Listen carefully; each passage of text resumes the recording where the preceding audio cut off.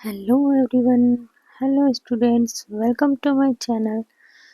तो मैं आपको स्टार्ट करा रही हूँ आज से ये ह्यूमन फिजियोलॉजी का जो सेमिलिंगम का जो डाइजेस्टिव सिस्टम है। तो डाइजेस्टिव सिस्टम मैं यहाँ से स्टार्ट करूँगी और इसे मैं धीरे धीरे करके पार्ट वाइज कंप्लीट करवाते जाऊँगी। देन चलिए स्टार्ट करते हैं।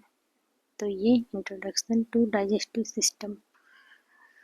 तो डाइजेस्टिव सिस्टम में यहाँ स्टार्ट करते हैं इंट्रोडक्शन से।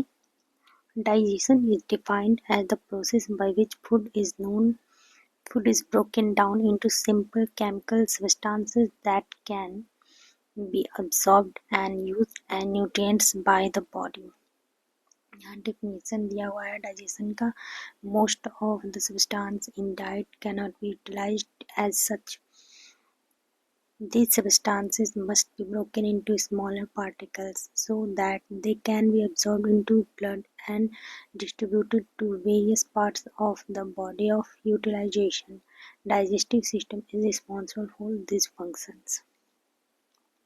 Digestive process is accomplished by mechanical and enzymatic breakdown of food into simpler chemical compounds. A normal young healthy adult consumes about 1 kg of solid diet and about 1 to 2 liters of liquid diet every day. All these food materials are subjected to digestive process before being absorbed into blood and distributed to the tissue of the body. Digestive system plays the major role in digestion and absorption of food substances. तो यहाँ पे digestion का जो है वहाँ definition दिया गया है, बताया गया है कि डाइजेशन जो है वो सिंपल केमिकल सब्सटेंसेस, एक जो मतलब कॉम्प्लेक्स सब्सटेंसेस जो हम फूड में लेते हैं उसको सिंपल करके बॉडी में किस तरह से बॉडी से एब्जॉर्ब करती है सिंपल बना करके, और उसे बॉडी को हम ये जो डाइजेशन के प्रोसेस से हमारी बॉडी न्यूट्रिएंट्स एब्जॉर्ब करती है, पाती है, जिससे कि हमारा बॉडी वर्क करता है। यही इसमें पूरा बताया गया और मेजर यहाँ पर जो पॉइंट है वो बताया गया है कि एक नॉर्मल हेल्दी अडल्ट जो है वो 1 kg solid diet and 1 to 2 litre of liquid diet हर दिन ले सकता है, एवरी डे। ये यहाँ पे पूरा इंट्रोडक्शन में इसी तरीके से बताया गया है। फिर देखते हैं the functions of digestive system include. Digestive system में कौन कौन सा फंक्शन इंक्लूड है। इंजेशन और कंजप्शन ऑफ फूड सब्सटेंसेस। जो इंजेशन है और कंजप्शन है फूड सब्सटेंसेस का, वो breaking them into small particles, छोटे छोटे पार्टिकल्स में से तोड़ना। फिर transport of small particles to different areas of the digestive tract, अलग अलग डाइजेस्टिव ट्रैक में उसको ट्रांसपोर्ट करना। Secretion of necessary enzyme and other substances तो फॉर डाइजेशन, तो जो डाइजेशन के लिए जो नेसेसरी एंजाइम्स हैं और अलग जो भी डाइजेस्टिव जूस होते हैं वो सब सिक्रेट करना। फिर देखते हैं यहाँ पे digestion of the food particles का digestion. Absorption of digestive products, nutrients, body में डाइजेस्टिव प्रोडक्ट जो भी डाइजेशन हो चुका है उसमें जो न्यूट्रिएंट्स है वो बॉडी में एब्जॉर्ब कराना। उसके बाद removal of unwanted substances from the body से अनवांटेड सब्सटेंसेस वेस्ट के रूप में रिमूव करवाना, ये हो गया। तो ये डाइजेस्टिव सिस्टम के मेजर फंक्शंस हैं। तो फिर देखते हैं functional anatomy of digestive system. तो देखते हैं डाइजेस्टिव सिस्टम का क्या फंक्शनल एनाटॉमी क्या है वो देखते हैं यहाँ पे। Digestive system is made up of gastrointestinal tract, gastrointestinal tract से बना हुआ होता है, और एलिमेंट्री कैनाल भी बोलते हैं। Accessory organs which help in process of digestion and absorption, तो एक्सेसरी ऑर्गन्स भी होते हैं, तो वो मिल करके डाइजेशन एंड एब्जॉर्प्शन में हेल्प करवाते हैं। तो gastrointestinal tract is a tubular structure extending from the mouth up to anus. ये एक ट्यूबुलर स्ट्रक्चर होता है जो कि माउथ से लेकर के एनस तक जाता है, जिसका लेंथ 30 फीट होता है, 30 फीट तक जाता है, कितना लंबा होता है। तो देखते हैं, it opens to the external environment on both ends. तो ये बाहर के तरफ माउथ भी ओपन होता है और एनस भी, दोनों तरफ से। तो दोनों तरफ से ये एक्सटर्नल एनवायरनमेंट को फेस करता है। Gastrointestinal tract is formed bye 2 types of organs. 2 track के ऑर्गन्स से बने हुए होते हैं, primary digestive organ and accessory digestive organ. दो देखते हैं कौन कौन से प्राइमरी डाइजेस्टिव ऑर्गन में जो ऑर्गन्स आते हैं वो primary digestive organs are organs where actual digestion takes place. जहाँ पे एक्चुअल डाइजेशन होता है वो कौन कौन सा है, माउथ है, फाइनेक्स, ओसोफेगस एंड ये हो गया स्टमक, ये हो गया, ये प्राइमरी डाइजेस्टिव ऑर्गन हो गया है। फिर यहाँ पे small intestine and large intestine, तो ये टोटल 6 हो गए प्राइमरी डाइजेस्टिव ऑर्गन्स। फिर एक्सेसरी डाइजेस्टिव ऑर्गन्स देखते हैं। Accessory digestive organs are those which help primary digestive organ in the process of digestion. तो ये प्राइमरी डाइजेस्टिव ऑर्गन का हेल्प करता है। तो इसमें देखते हैं कौन कौन से हैं, इधर भी 6 हैं। Teeth, tongue, salivary glands, exocrine part of pancreas, उसके बाद लिवर और गॉल ब्लैडर। तो ये हो गया एक्सेसरी डाइजेस्टिव ऑर्गन। तो ये टोटल एक्सेसरी डाइजेस्टिव ऑर्गन्स और प्राइमरी डाइजेस्टिव ऑर्गन्स हो गए। और आगे देखते हैं कि वॉल ऑफ गैस्ट्रोइंटेस्टाइनल ट्रैक्ट। तो गैस्ट्रोइंटेस्टाइनल ट्रैक्ट के जो है वॉल कैसे कैसे कितने हैं, कितने लेयर हैं और कौन कितने वॉल्स हैं, तो देखते हैं। In general wall of gastrointestinal tract is formed bye 4 layers which are from inside to outside। तो टोटल 4 लेयर होते हैं जो कि अंदर से बाहर की तरफ बता रहा है कौन कौन सा है। तो mucus layer, sub mucus layer, muscular layer and serous और फिब्रस लेयर। तो ये टोटल 4 लेयर्स हो गए। अब इनको डिटेल में यहाँ पे बताया गया है, तो इनको डिटेल में हम आइए देखते हैं। तो जो म्यूकस लेयर है, mucus layer is the inner most layer of wall of gastrointestinal tract. It is also called gastrointestinal mucosa or mucous membrane. It faces the cavity of gastrointestinal tract। क्योंकि mucus layer inner most layer है तो ये gastro जो यही gastrointestinal tract की cavity को face करता है। जो ये म्यूकोसा से बना हुआ होता है, काफ़ी सॉफ्ट होता है, एकदम सॉफ्ट स्मूथ मसल से ये बना हुआ होगा क्योंकि सबसे इनर मोस्ट लेयर होगा। यहाँ पे ये डायग्राम दिखा रहा है टोटल डाइजेस्टिव सिस्टम को, माउथ, सैलिवरी ग्लैंड, एसोफेगस, यहाँ पे liver, gall bladder, diaphragm, total stomach, pancreas और ये इंटेस्टाइन हो गया, इंटेस्टाइन के पार्ट हो गए पूरे। ये यहाँ पे इस डायग्राम में अच्छी तरह से दिखाया गया है। उसके बाद देखते हैं यहाँ पे म्यूकस लेयर के, mucosa has 3 layer of structures. तो जो म्यूकोसा है, जो म्यूकस लेयर है उसके म्यूकोसा के जो है वो 3 लेयर है इसके भी। Epithelial lining, lamina propria and muscularis, ये 3 लेयर हो गए। तो एपिथेलियल लाइनिंग के बारे में देखते हैं। जो epithelial lining is in contact with content of gastrointestinal tract. तो ये गैस्ट्रोइंटेस्टाइनल के कांटेक्ट में, डायरेक्ट कांटेक्ट में होगा। The type of cell in this layer varies in different parts of gastrointestinal tract.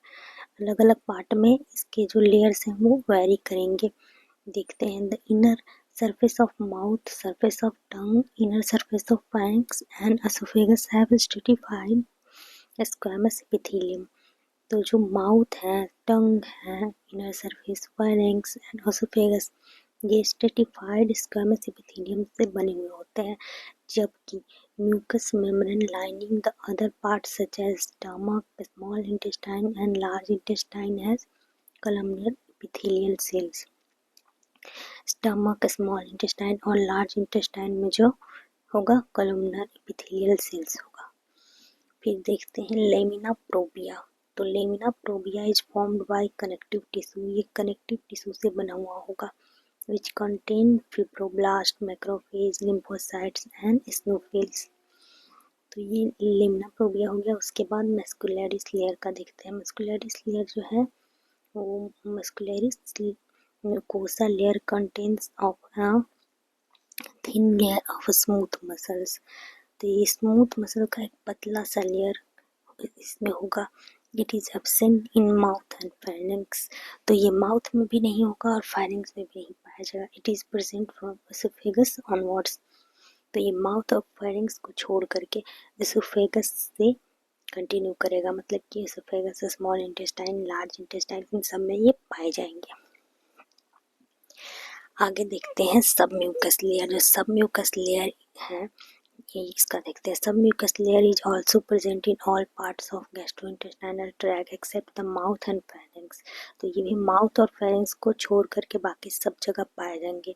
It contains loose collagen fibres, elastic fibre, reticular fiber and few cells of connective tissue, blood vessels, lymphatic vessels and nerve plexus are absent in this layer। तो ये हो गया। इसमें blood vessel, lymphatic vessel and nerve plexus ये सब नहीं होंगे।